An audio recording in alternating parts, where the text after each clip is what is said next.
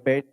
So you get only one chance to ask the questions, and two mics are in the house, and it's very convenient for you to request for a mic if you want to ask a question. Just raise your hand. Is that cool? Is that okay? No, not okay. Is that okay? Okay, thank you. I appreciate that. And few reasons why you should ask question is because RSP sir won't feel bad if you ask a question. Is that okay? No, but You don't won't- ask the question just for the heck of it. Right. So If you really have a question, let them ask. Otherwise, absolutely. that's okay. Let's all save each other's time. Yeah. He won't feel bad if you ask a question. So just go ahead and ask And a I'll question. answer only if I have an answer. Yeah, thank you. Yeah. A quick change in the plan, Andy. So I know it's getting very late. I definitely want all of us to have a dinner. While this question and answer is going on, I want people who are all interested and have questions, please stay here. But otherwise, I would like to start from that table. Please Yes. slowly go, get your food, and come back. Just follow the order. I don't want everybody to just crowd there, and we will not have a good Q&A session here. So from that table, please slowly go, get your food, get back to your table. If you have a question, you can stay or you can come back and ask the question. And yeah, this time I also would like to, just recognize Sakru Nayak and Sai visiting us from North Carolina. Brothers, please. If anyone else visiting you. outside of Atlanta, I really appreciate. Thanks a lot for joining us. Okay, floor is all yours. Please raise a hand if you want to ask a question. Can somebody hand over a mic to our brother? Thank you. Sir, Yeah, it's working. yeah. Sir, I forgot to ask one question in DC meet, Yes, please. but today you raise another question for me. You said you're going to give the lands to the tribal people.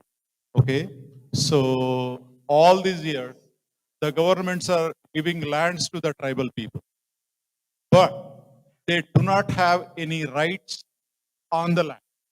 Okay, so you are giving means, are you going to issue a patta paper on the names? And Yes. Okay. Yes. And Emphatic, yes. Okay. Bold, italic, underline, and the 72. We are Thank going you to so give much. patas. And another thing is, in Telangana, we have Parampog land. Okay, so in earlier days, the government given those lands to the poor people. Okay, but they do not have registered on their name. So are you going to register on the names too? Yes and yes. Okay. And other question is, I'm requesting you to conduct a big meeting, the public meeting in Telangana, by calling all the good mindset people like you, like J.D. Lakshminarayana,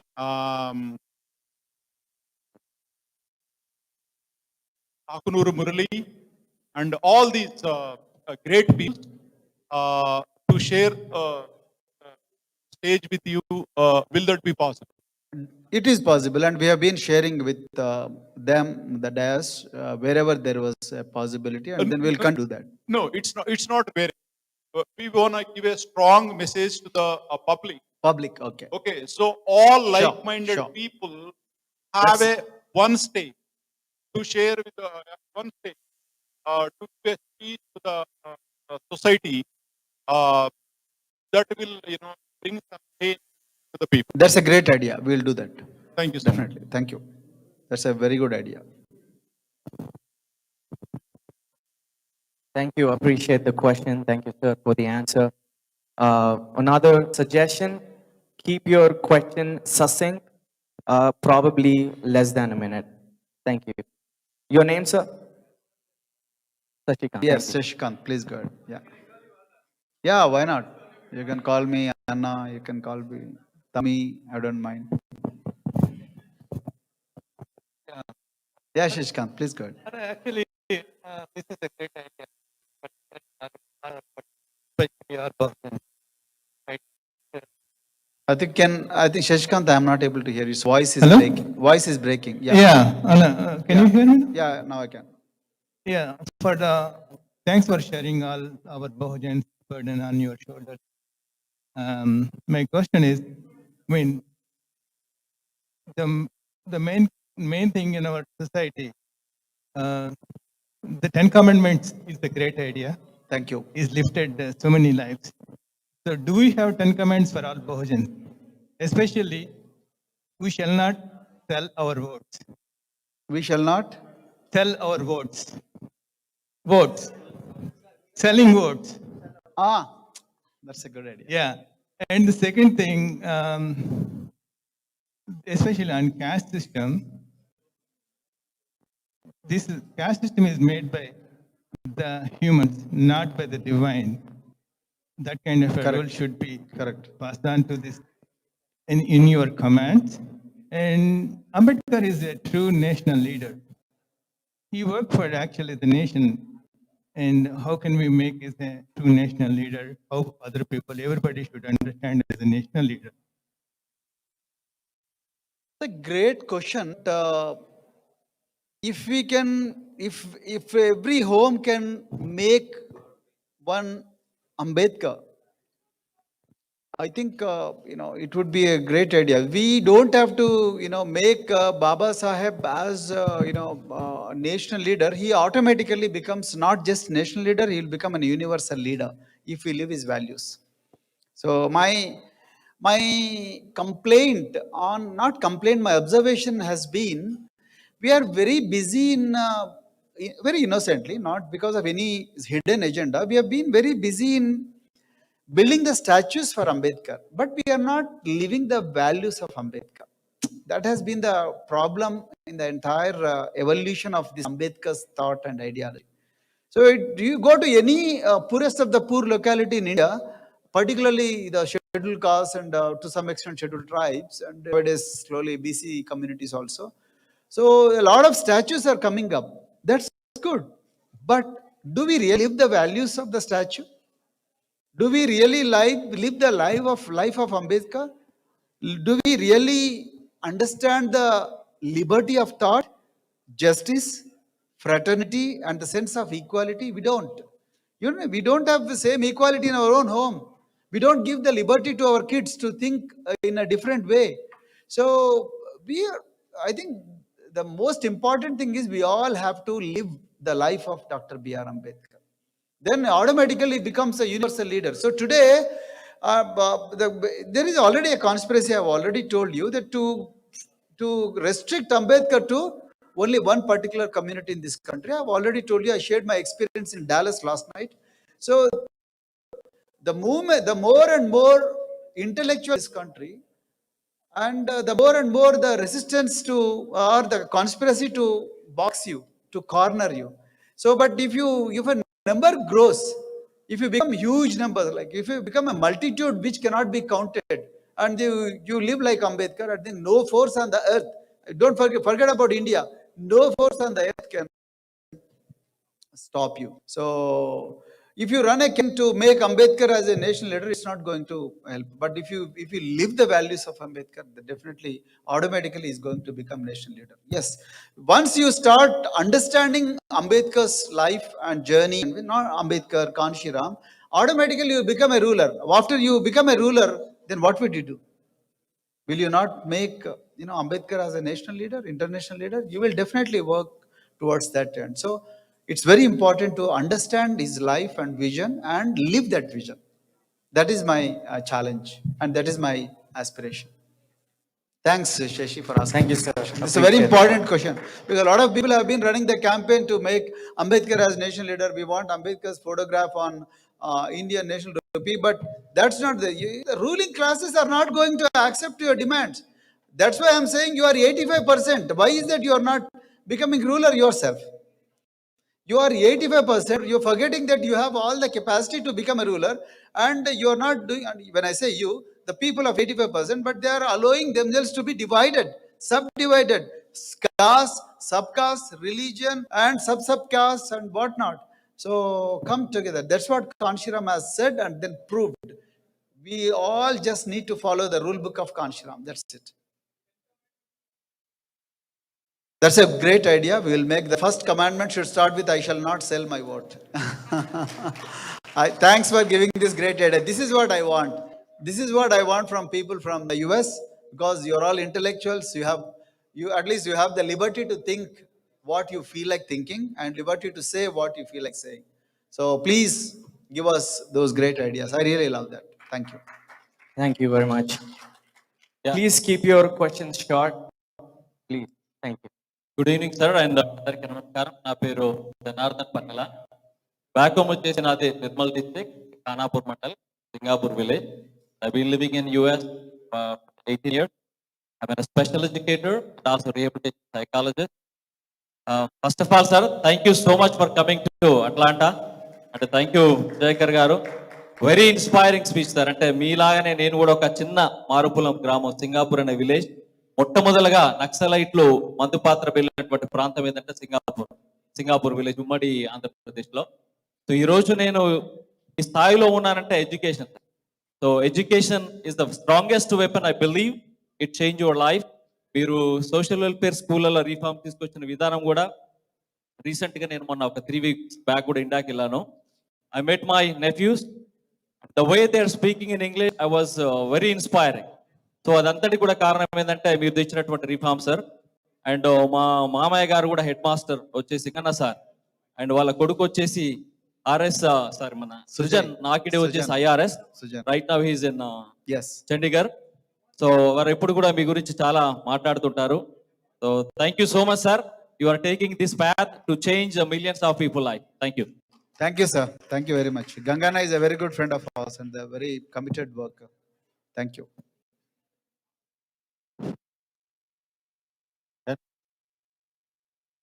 Good evening, sir. Yes, sir. This is Uday. You are Uday, right? Yeah, I am thank Uday. Nowadays, any propaganda or any activity that is done on internet or social media, and there is a big ideological war campaign is going on from the ruling party and people behind that. It is very difficult and very dangerous, the game they are playing now. The ideological war Dr. Ambedkar did to protect our rights through constitution, they are questioned now by these intellectual, so-called intellectual, who are going to derail all the developments we did through Ambedkar's efforts. So it is very important to have a band of army of people to fight all the propaganda or any measures they are taking against you or your efforts through social media. So do you have a plan? Yes. Or do you have already established some group people to fight against any of those, anything they bring on table to fight with you indirectly? That's what, not why indirect, direct. They are fighting very indirectly. We will also fight indirectly and directly. That's what I'm doing. That's what I do every day. Every day we do the same thing. See, your question is very relevant and very pertinent. And that is a plan of RSS, for example. Yes, that is right. That is a plan of BJP, for example. That's right. Just to give you the latest example. So I have been touring the US to awaken bahujans in this country about the need for, guiding the Bahujan movement in India. So, and then somebody started a fictitious story in that WhatsApp university saying that I went to Philadelphia and then I desecrated the gods of Madigas. So back home, and then that's why all Madigas should, sue Praveen Kumar. This is what they said. I did not even conduct a meeting in Philadelphia. You can see there. I had just did in Philadelphia. So, but how come poor people in the village, they know, then they also said Philadelphia is a state, whereas Pennsylvania is a state. Philadelphia happens to be one of the major cities in Pennsylvania. So, who is creating all this? The WhatsApp university, run by their network. My request to you is, today you have to stand up to them. You are not, that's why I said 10 commandments are very important. You are not inferior to them. We shall be the leaders. We shall lead the fight. Whether it is Alaska, whether it is Louisiana, whether it is Dallas, whether it is Atlanta, whether it is Charlottesville, whether it is Boston, whether it is New Hampshire, whether it is South Dakota, North Dakota, Australia, England, Europe, Yugoslavia, wherever you go, you should stand up to them and say, look, we are there everywhere. Like you are trying to misguide the entire nation by twisting the history, by planting the seeds of hatred. We are going to stand up to you. I don't have any army. You are our army. You asked a very, very innocent question that do you have an army? We are all army. You are army. Yes, Ambedkar will not come back, brother. Ambedkar is not going to come back. Then Kanshiram is not going to come back. Then it is very unfair to call them back. They have left this world. They gave you the pathway. It is very unfair to call them back. So we all have to come together. We have to devise a strategy. Nobody can be more intellectually sound than you sitting in front of a computer. we know the pain. We can represent better. Absolutely. Be the warrior. Create your own army. Then fight those forces who are spreading hatred. Thank you very much. Thank you very much. Next question, please. Yes, Sridhar.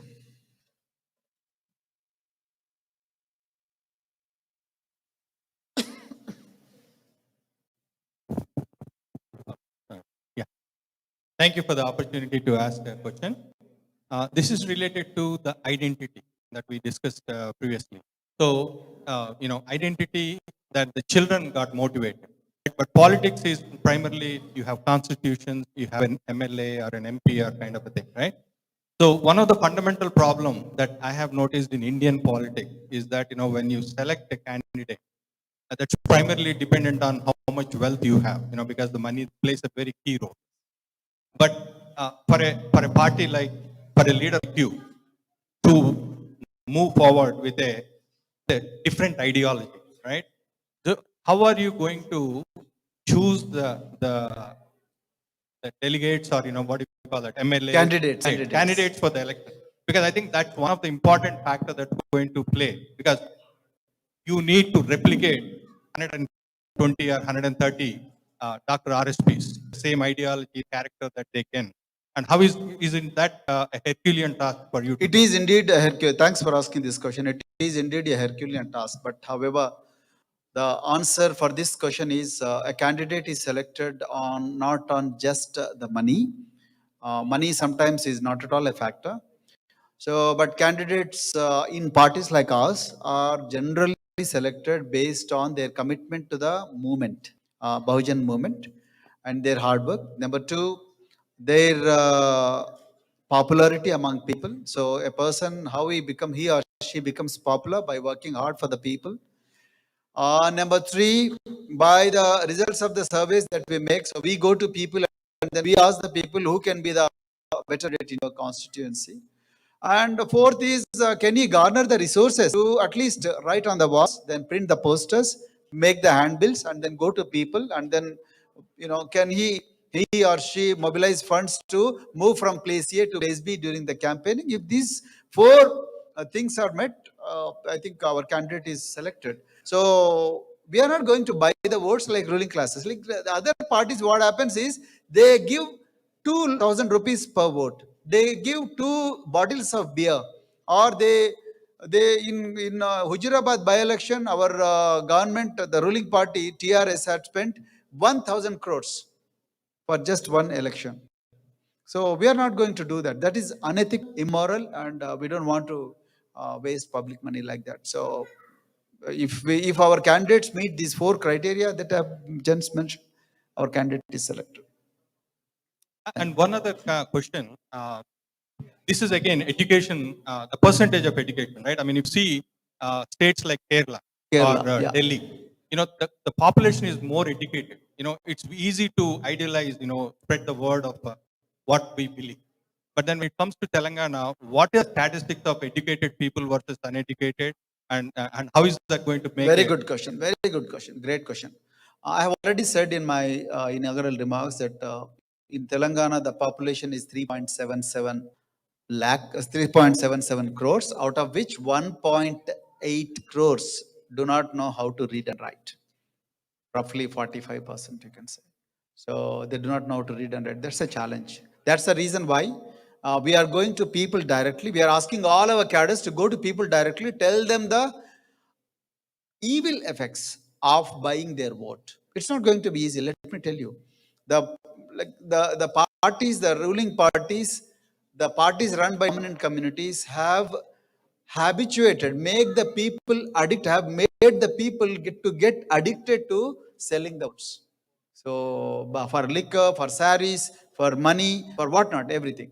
So it is very difficult to de-addict them, but we are not going to give up. That is a challenge. That's why we are appealing to the young generation to educate their parents to not to sell their votes. So we have a hope in young generation, because all the people who are following bahujan ideology, most of them are young people. The old people, we need to really work with them for about 9 to 10 times, and it's going to be a challenge. So that's why, as you pointed out in your own in our remarks, like Ashok Bula also has mentioned, like you. So, and then the same thing, Jaikar also mentioned, say, it's not going to be a one-day war. It's going to be a long-drawn war, and we are ready for that. We should be ready for it. So we should not expect the results overnight. But we're not going to give up. As I said, our 10th commandment says, we shall never give up. We're not going to give up. There are no reverse gates, and we will not rest till we make poor people as rulers. This is my commitment and promise to you. Thank you, sir. Thank you. Hello, sir. Yes, sir. Tirupati, yeah. So, poor people will be benefited by education. There is no doubt at all. So, all in everything. On the other hand, like yes, even educated people are under corruption. How to make the educated people not go under corruption?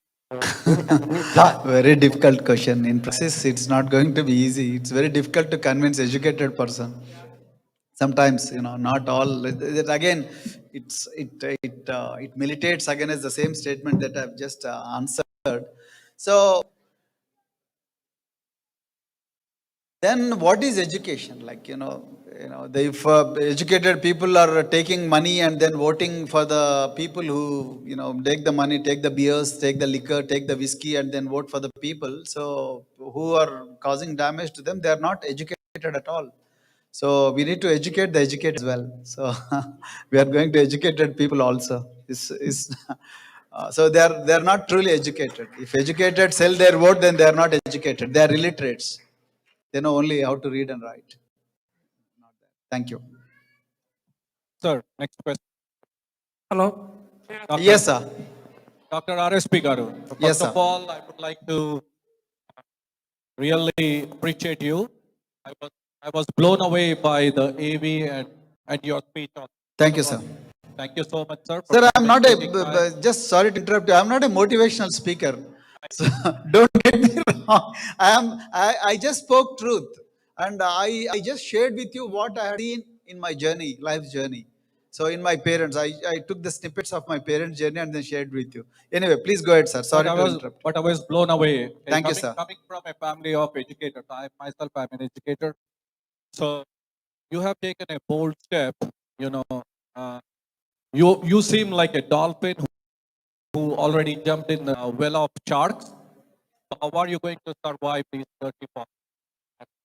Sir, I didn't get the last point. Like you already jumped in a tank of shark. Yes. You seem like a dolphin to me. How are you going to survive 30 politics? So I watched a video where band of 10 lions attack an elephant, and then elephant survives.